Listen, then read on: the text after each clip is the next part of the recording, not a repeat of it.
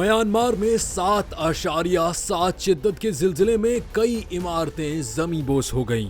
2,719 अफराद हलाक जबकि 4,521 जख्मी हो गए। म्यांमार के जिलजिले के चंद दिन बाद जापान ने बड़े जिलजिले से खबरदार किया जिससे 3 लाख अफराद हलाक हो सकते हैं। इस जिलजिले के बाद सुनामी भी तबाही मचा सकती है।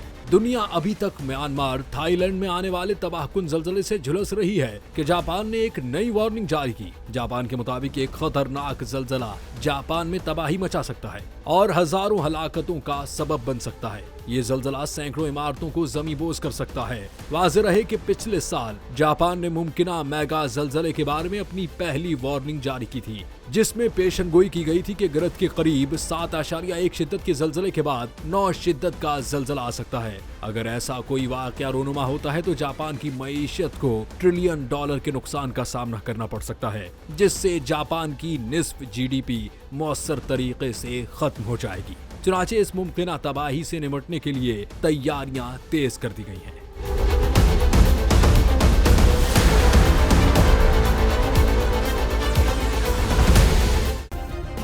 सब्सक्राइब करें और बेल दबाएं ताकि कोई खबर रह न जाए।